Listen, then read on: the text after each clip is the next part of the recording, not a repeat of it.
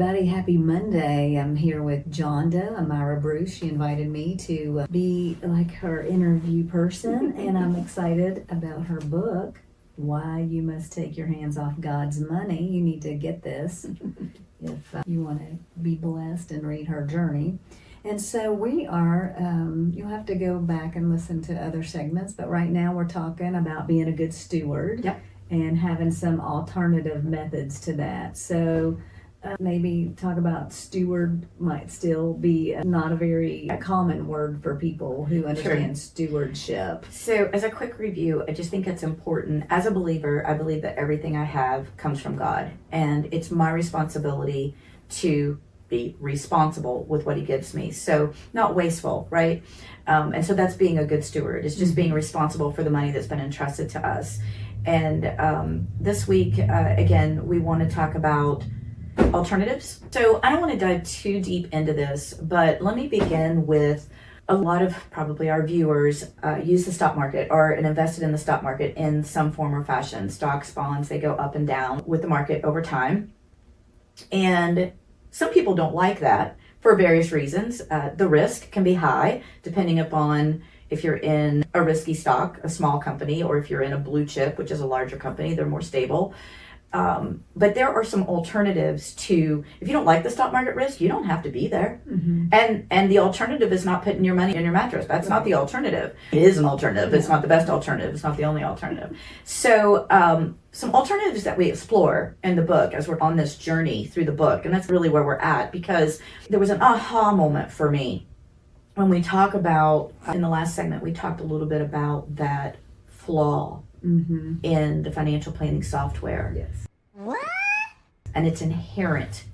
Every financial advisor uses this future value calculator software, and you just cannot accurately predict the future value of a variable product. You can't.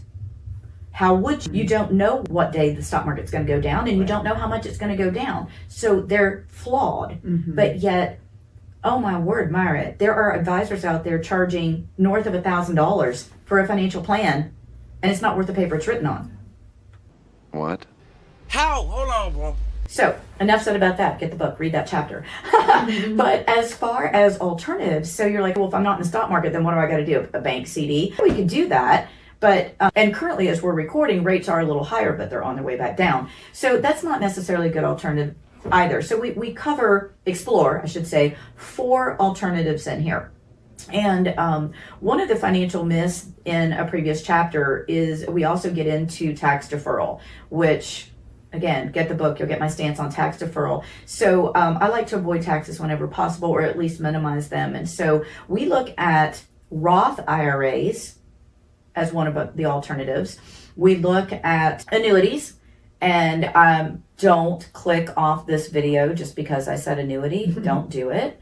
All right. Annuities get such a bad rap, and it's just not fair. Annuities are not bad. Number one, there are multiple types of annuities. There's not just one. It's like a car. You say, oh my gosh, I don't want a car. They wreck. Well, we need a car for transportation. You can have a Chevy, a Ford, whatever. There's lots of cars. There's lots of annuities. And different annuities work for different people. Yeah. And so we're going to explore annuities. We're going to explore life insurance. Again, don't click off the video. In my opinion, everybody needs life insurance, but the reason you need it changes as we age. So this chapter is dedicated to looking for alternatives to avoid the stock market risk, and either lower and in some cases eliminate income tax. That's awesome. So that chapter's, it's a goodie. Yeah. It's a fatty. It's got lots of good stuff in little it. treasures. Yes, it does have That's lots of what I think, treasures. so It's an eye-opener for sure. yes. Hey guys, don't forget to pre-order your copy of Why You Must Take Your Hands Off God's Money. By placing an order today, you are going to receive the bonus chapter immediately as a digital download straight into your email. This chapter is a valuable resource, and you're going to want to get your hands on it sooner than later so that you can get busy laying the groundwork for a successful 2025.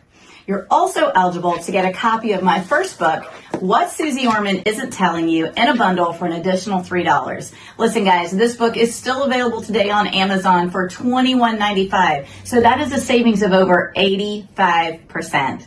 So listen, take advantage of these offers and go ahead, click the link below and place your pre-order today.